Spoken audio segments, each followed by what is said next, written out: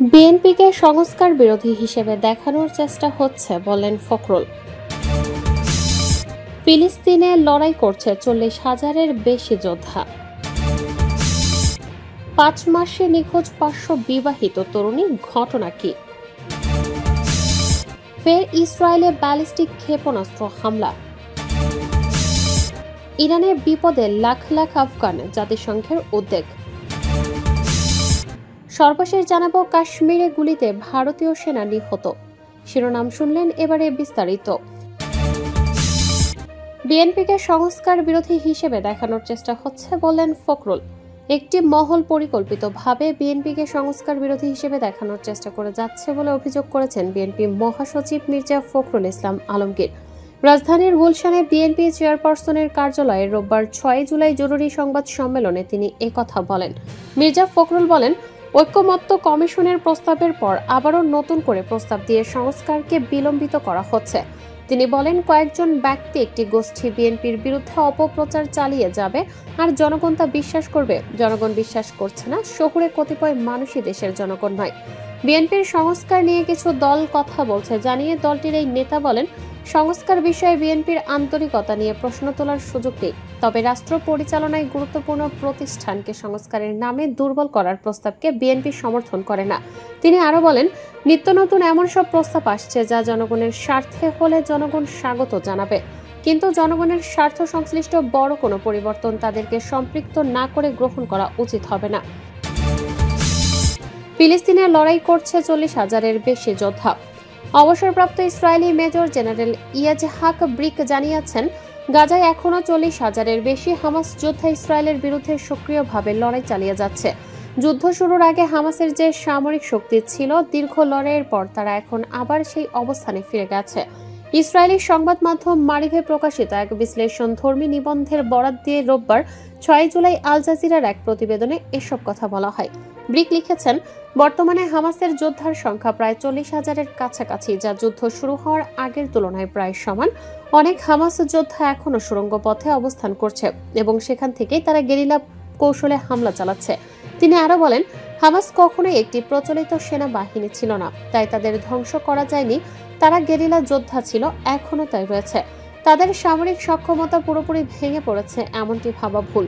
General ব্রিকের এই মন্তব্য এমন এক সময় এসেছে যখন ইসরায়েলি প্রতিরক্ষা বাহিনী দাবি করছে তারা হামাসকে প্রায় পুরোপুরি ধ্বংস করে দিয়েছে।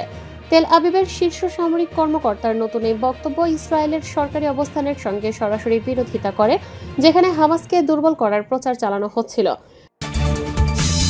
5 মাসে নিখোঁজ 500 বিবাহিত তরুণী, ঘটনা কি?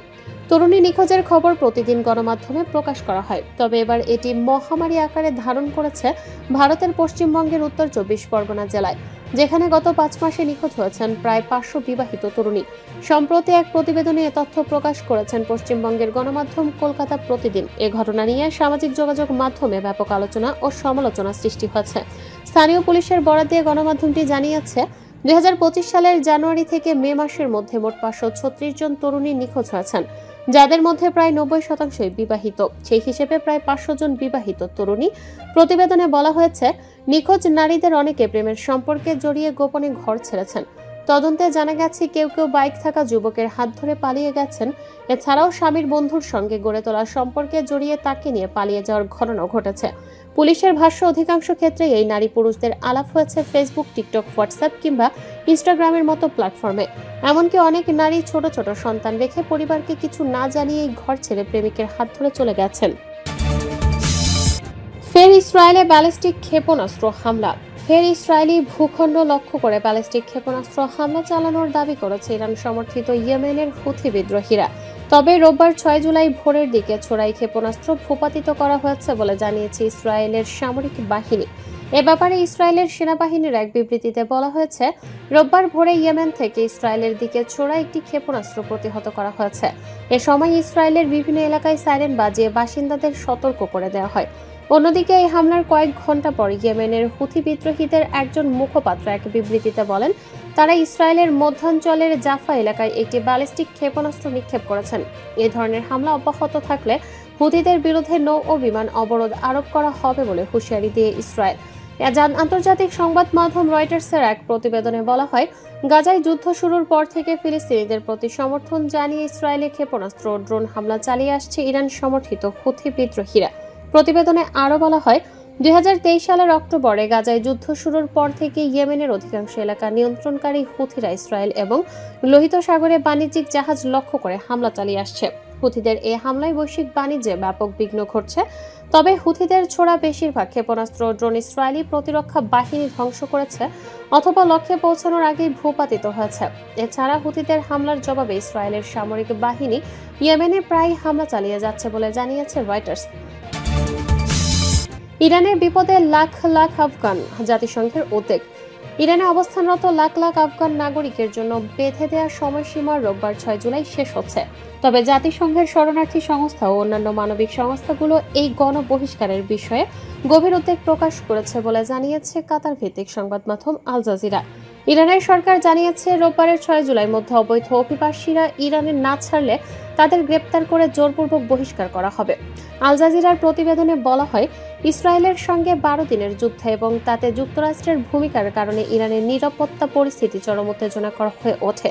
বিশেষ করে ইরানের ইউরেনিয়াম স্থাপনায় হামলার পর সরকার অভ্যন্তরীণ নিরাপত্তা নিয়ে কড়া অবস্থানে গেছে। কাতার ভিত্তিক সংবাদ মাধ্যমটির প্রতিবেদনে আরও বলা হয়, ইরান সরকার 2023 সাল থেকেই দেশে থাকা অবৈধ অভিবাসীদের ফেরত পাঠানোর প্রক্রিয়া শুরু করে। চলতি বছরের মার্চে জানানো হয়, বৈধ কাগজপত্রবিহীন আফগানদের 7 জুলাইয়ের মধ্যে স্বেচ্ছায় দেশ ত্যাগ করতে হবে, নইলে তাদের বলপূর্বক পাঠিয়ে দেওয়া হবে। এর মধ্যেই প্রায় 7 লাখ আফগান ইরান ত্যাগ করেছেন। জাতিসংঘের তথ্য অনুযায়ী শুধু জুন মাসেই 2,30,000 আফগান দেশে ফিরে গেছেন, কিন্তু এখনও লক্ষাধিক আফগান নাগরিক বহিষ্কারের ঝুঁকিতে আছেন। জাতিসংঘের শরণার্থী সংস্থা ও অন্যান্য মানবিক সংস্থাগুলো এই গণবহিষ্কারের বিষয়ে গভীর উদ্বেগ প্রকাশ করে বলেছে, এতে বিপুল সংখ্যক মানুষকে হঠাৎ করে ফেরত পাঠানো হলে আফগানিস্তানে এক ভয়াবহ মানবিক সংকট দেখা দিতে পারে। কাশ্মীরে গুলিতে ভারতীয় সেনা নিহত। জম্মু ও কাশ্মীরে ভারতীয় সেনাবাহিনীর এক সদস্য নিহত হয়েছেন। রাজ্যটির রাজৌরি জেলার একটি সেনা ক্যাম্পে নিজ অস্ত্রের গুলিতেই মারা যান তিনি। অবশ্য এটি আত্মহত্যা নাকি অসাবধানতাবশত গুলি ছোড়ার ঘটনা তা তাৎক্ষণিকভাবে নিশ্চিত হওয়া যায়নি। ভারতীয় বার্তা সংস্থা পিটিআই এর বরাত দিয়ে রোববার 6 জুলাই এ তথ্য জানিয়েছে সংবাদ মাধ্যম এনডিটিভি। প্রতিবেদন অনুযায়ী, জম্মু ও কাশ্মীরের রাজৌরি জেলার একটি সেনা ক্যাম্পে নিজের সার্ভিস রাইফেলের গুলিতে এক সেনা সদস্যের মৃত্যু হয়েছে। রোববার এ তথ্য জানিয়েছে স্থানীয় প্রশাসন। ভারতীয় সেনাবাহিনীর 54 রাষ্ট্র রাইফেলসে কর্মরত ওই সেনা সদস্য শনিবার রাতের দিকে রাজৌরি শহর থেকে প্রায় 40 কিলোমিটার দূরের শোলকি গ্রামের কোম্পানি হেডকোয়ার্টারে প্রহরার দায়িত্বে ছিলেন। হঠাৎ তার পোস্ট থেকে গুলির শব্দ শুনে সহকর্মীরা দৌড়ে যান এবং গিয়ে দেখেন তিনি ঘটনাস্থলেই মরে পড়ে আছেন। তাৎক্ষণিকভাবে এটি আত্মহত্যা নাকি অসাবধানতাবশত গুলি ছোড়ার ঘটনা তা নিশ্চিত হওয়া যায়নি। বিষয়টি খতিয়ে দেখতে আইনি প্রক্রিয়া শুরু করেছে পুলিশ।